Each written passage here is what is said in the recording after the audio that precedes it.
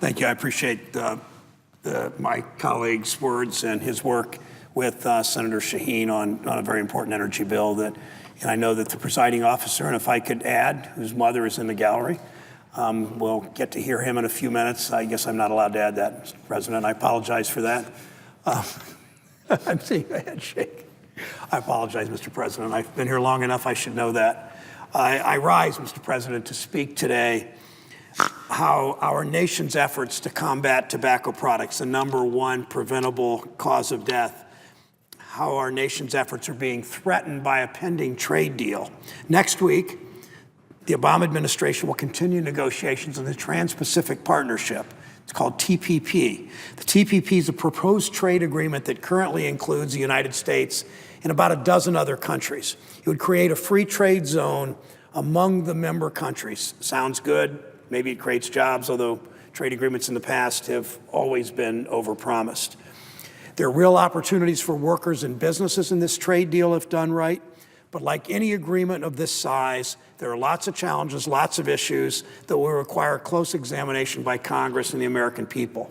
This sort of one-size-fits-all type deal with a broad set of countries, from rich countries like the US and Australia to poorer developing countries like Malaysia to communist countries like Vietnam, is a challenging undertaking to integrate these economies in a way that works for us. Congress will have time to examine the details of the TPP as it moves along. But today, Mr. President, I want to talk about one specific part of this agreement that hasn't gotten the attention it deserves. In fact, the text of the TPP has not really been widely available except more to interest groups than it has the American public. But I want to talk about the U.S. proposal on tobacco products and how tobacco companies could challenge anti-tobacco efforts in the United States and abroad under this Trans-Pacific Partnership.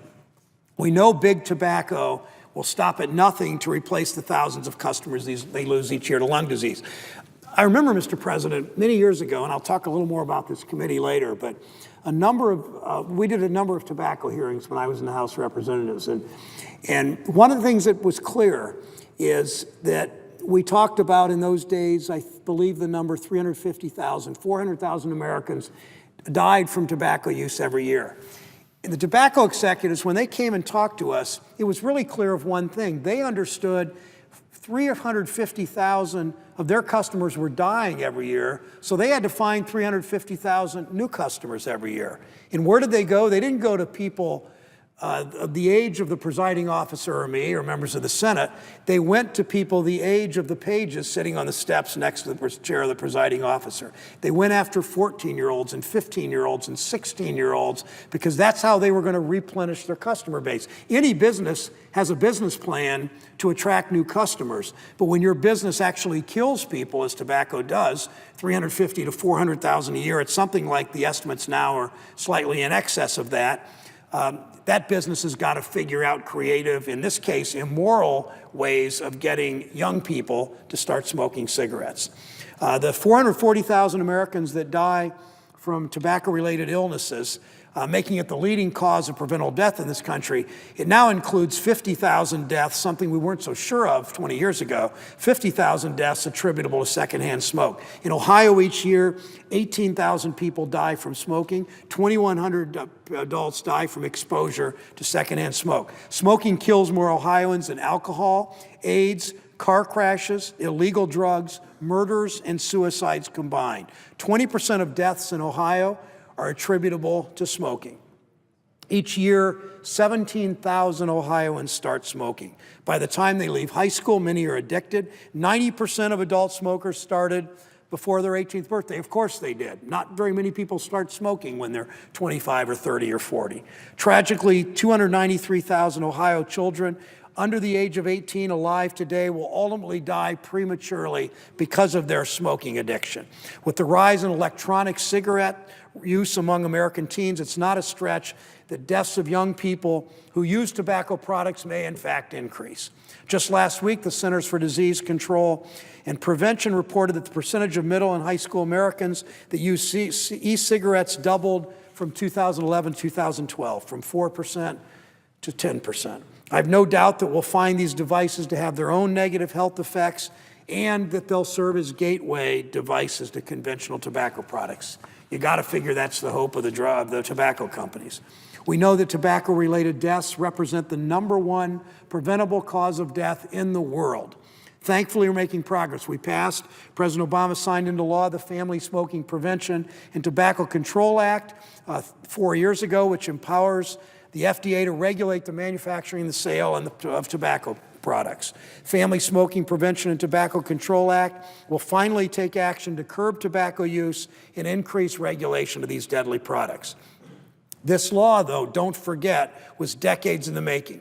2 decades ago, I mentioned this hearing. I sat in my first year in Congress, on the first or second year in the House Energy and Commerce Committee. Chairman Henry Waxman from California, Democrat, first brought the leaders of the 7 big tobacco companies to testify about whether tobacco is addictive, whether its marketing targeted children. These 7 tobacco executives raised their right hand, famous picture, front page of most newspapers in the country, pledged to tell the whole truth, nothing but the truth to this committee.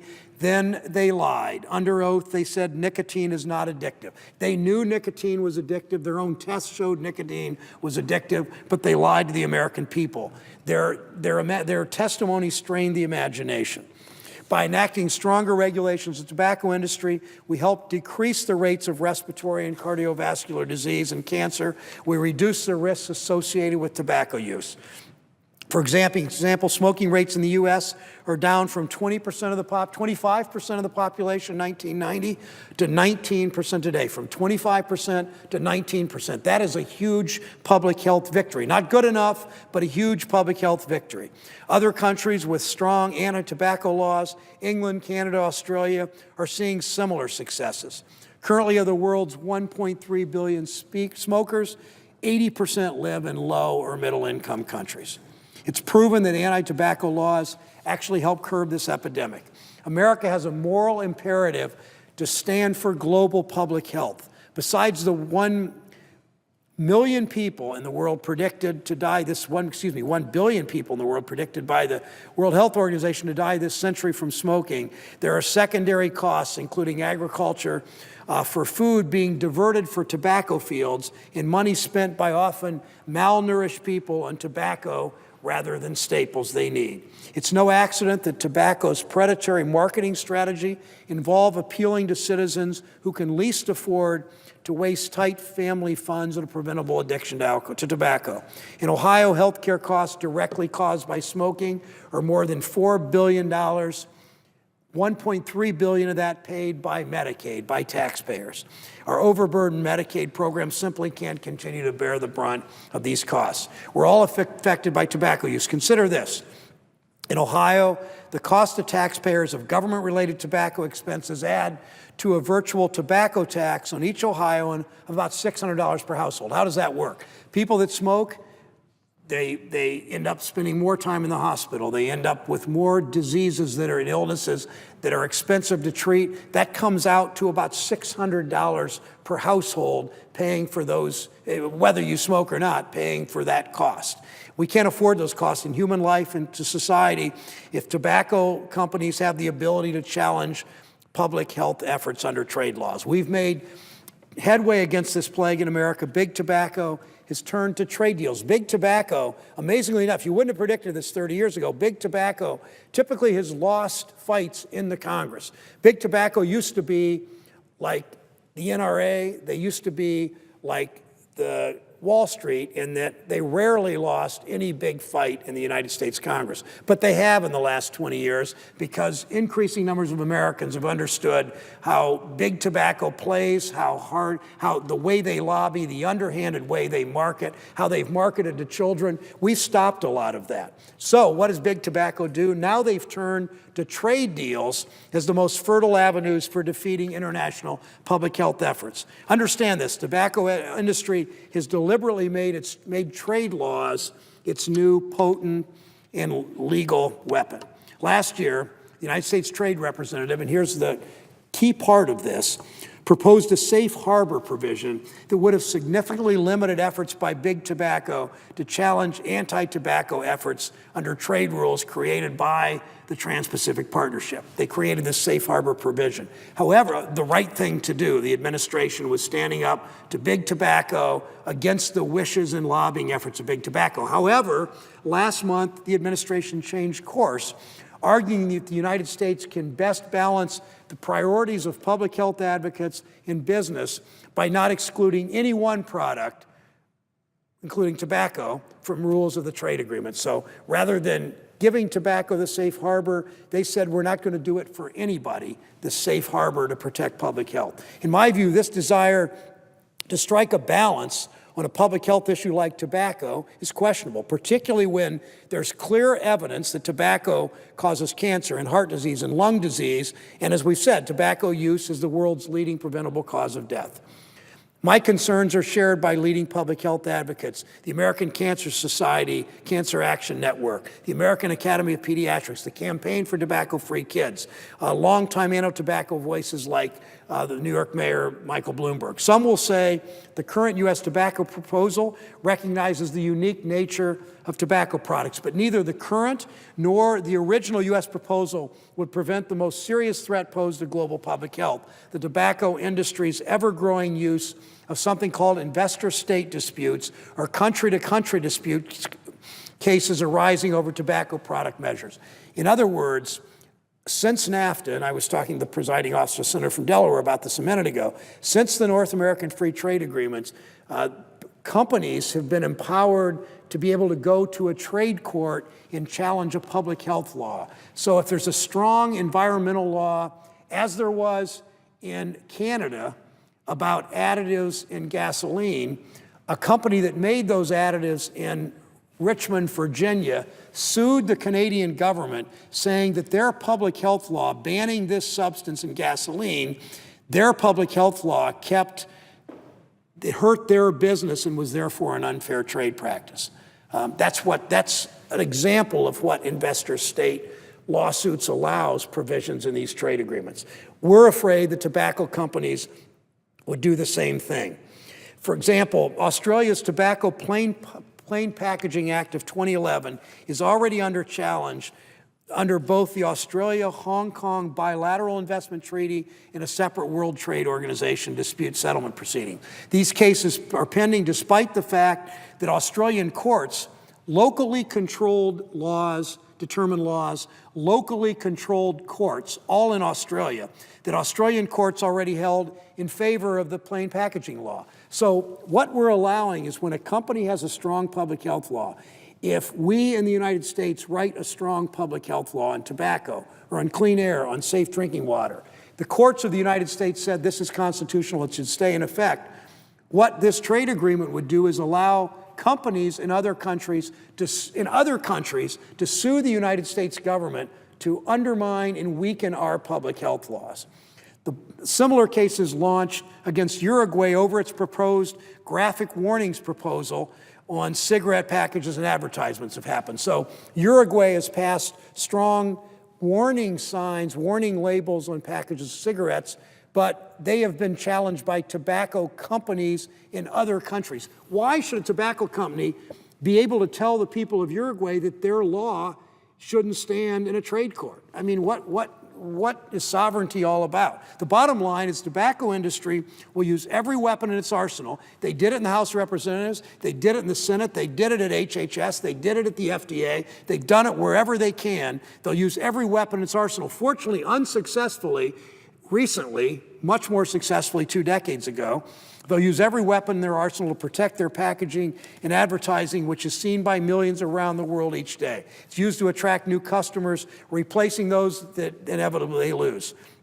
Unfortunately, these investor-state challenges are being used by companies around the world more frequently. The UN Conference on Trade and Development notes that the 62 cases initiated in 2012 are the highest number of cases ever filed in 1 year, allowing private enforcement of investment rights outside of domestic legal systems can undermine and pose serious threats on public health, the environment, and consumer efforts taken by our trading partners as well as our own agencies. Americans are willing to support international public international trade agreements when there's a clear public good.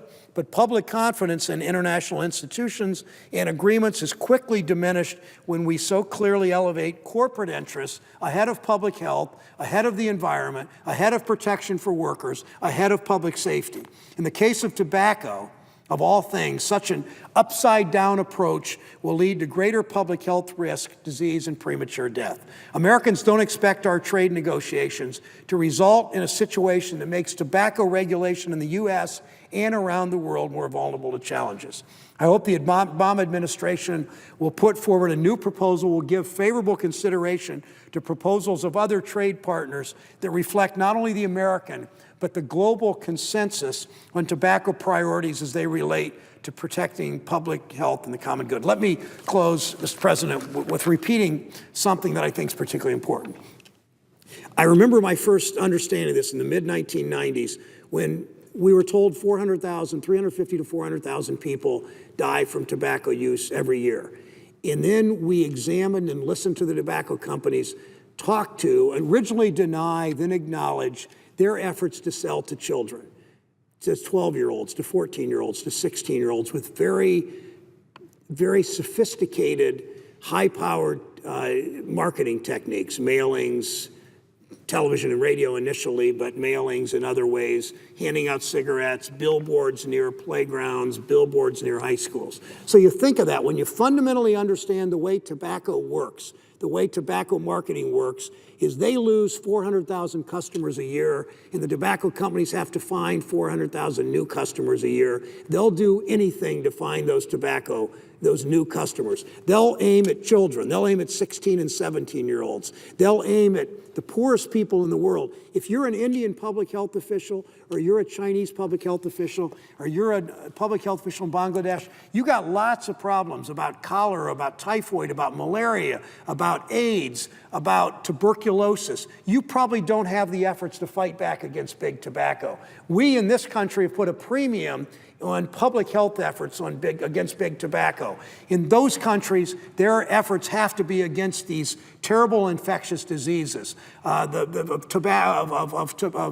tuberculosis and malaria and AIDS and cholera and typhoid and all those things that they simply can't fight back on tobacco. That's why it's up to us in our efforts in these trade agreements to really stand for something, to stand for public health, to stand for fairness, to stand up against big tobacco, and to do the right thing. President, I yield the floor.